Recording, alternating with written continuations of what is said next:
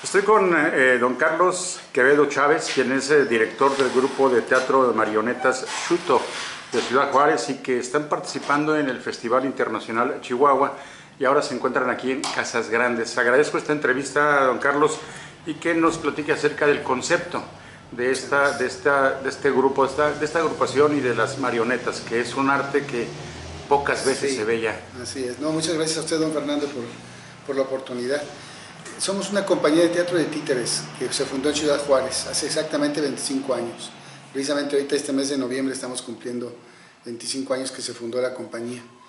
Y desde el principio la intención fue todo el aparato teatral de los títeres, con la actuación, la interpretación, la manipulación, en función sí del teatro y de la cultura, pero siempre tener un pie bien puesto sobre el poder que tienen los títeres como instrumento pedagógico. De esa manera hemos desarrollado muchos programas y participado en programas educativos y culturales donde los títeres sean el mecanismo, el vínculo para poder acercar al público de todas las edades a las propuestas urgentes de retomar valores, actitudes, etcétera, ¿no? Sobre todo obviamente con los niños. Ahora, esta es una tradición, es un arte que ya es pocas veces visto o explotado. Es el clásico títere o marioneta con los hilos, con los diferentes personajes que hay y las obras que presentan. Sí, el nombre del grupo es Marioneta Xuto porque es nuestra técnica favorita, las marionetas, el muñeco de hilo.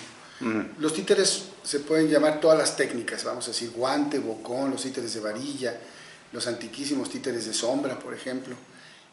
Todos son títeres y la marioneta es el títere de hilo. Hay alguna confusión a veces porque en Europa es al revés. Marionetas son todas las técnicas y títere es el muñeco de hilo. Okay. Esa es la cuestión. Pero a nosotros nos gustan mucho las marionetas. En los últimos 8 años, 10 años ya prácticamente, hemos incursionado formalmente en una técnica que para mi gusto es muy difícil, que es el títere de guante. Casualmente o curiosamente es el más popular, vamos a decir. Es fácil encontrar títeres de guante en una escuela, por ejemplo, pero profesionalmente es la técnica más complicada, porque no tiene uno piernas, no tiene uno muchos elementos que tiene la marioneta para poder interpretar. Entonces, esa es una situación importante porque precisamente porque es un arte muy olvidado, es difícil encontrar escenarios donde se puedan presentar las marionetas. Entonces, en una escuela, por ejemplo, si no hay un escenario, los títeres, las marionetas, solamente ve la gente de enfrente y los de atrás no ven. Aquí, por ejemplo, en el escenario que van a presentar su obra, ¿deben de tener un espacio en alto para mover las marionetas o es a ras de piso? En este caso, precisamente por los lugares que hemos recorrido con el festival, trajimos títeres de guante y marioneta al final. El mismo personaje principal que sale en la obra como títere de guante aparece al final para dar el epílogo como marioneta. Entonces traemos de alguna manera las dos técnicas. O sea, lo que se conoce como teatro guiñol. Sí. Que es el de guante. El títere de guante. Entonces hemos hecho ese vínculo del títere de guante con la marioneta, con el mismo personaje, y ha dado resultados muy interesantes. Y lo que decía hace ratito es muy importante de mencionar, es un arte extraviado en nuestro país. Tristemente porque en México hay una gran tradición de títeres y la marioneta es muy reconocida, la marioneta mexicana sigue siendo muy reconocida fuera de México, aunque no la veamos mucho aquí y yo creo que contados con los dedos de una mano podemos ubicar a los marionetistas mexicanos que hay en el país. Incluso hubo algunas películas ya en color del cine mexicano dedicadas a los títeres, precisamente a este arte. De hecho son la referencia para muchos jóvenes, no tan jóvenes, y por supuesto ya gente mayor, que era La Edad de la Inocencia. Es una de las películas. Y la otra, una de Cascabelito, algo así se llamaba, Con Viruta y Capulina. Con Viruta y Capulina, Cascabelito. Donde estaban los títeres de Pícoro y Podreca, que estuvo en México en esa época. Títeres maravillosos, marionetas preciosas. Y también algunas marionetas de los Rosete Aranda, en la de La Edad de la Inocencia, que eran títeres, una compañía de títeres que existió casi por 100 años, o un poquito más de 100 años en nuestro país, que son hoy día la referencia de la marioneta mexicana. ¿Cuántos elementos componen su compañía? Somos 8 personas en el grupo. En esta ocasión el elenco somos de 3 actores, pero estamos 8 personas dedicadas al teatro de títeres. ¿Y cuántos de ustedes manejan el muñeco de hilo o la marioneta de hilo? Bueno, por la cantidad de tiempo que tenemos, estamos 4 de los 8 manejamos las marionetas, aunque todos de alguna manera están capacitados para... Pero no es nada fácil mover los hilos. Tiene su complicación, pues porque es la única técnica que es a contrapeso, vamos a decir. La mayoría de las técnicas de títere se manejan siempre hacia arriba, ¿no? Y esta es la única que hay que aprovechar el peso, la gravedad que da el peso de la marioneta para sacarle buenos movimientos. Tienen, me imagino, personajes que tocan el piano, que tocan el violín, que, en fin, que hacen algunas actividades especiales.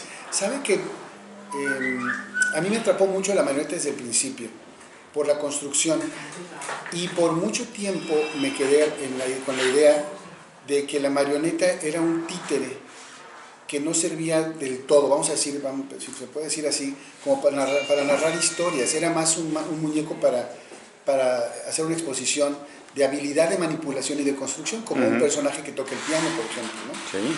Entonces tengo músicos, marionetas que tocan sus instrumentos, un violinista, pero fue muy poco el tiempo que duró este concepto, porque rápidamente le fuimos encontrando a la marioneta toda su capacidad para contar historias como un títere guiñol, por ejemplo. Bien. Recibimos en una gira en Argentina una noticia muy bonita con viejos titiriteros maestros, en paz descansen, los hermanos Di Mauro, que son una referencia del títere en América. Ellos un día nos dijeron, cada uno por su lado, porque son mellizos, pero uno estaba en Venezuela y otro en Argentina. Y en un lapso de un año de tiempo que estuvimos con los dos, me dijeron las mismas palabras.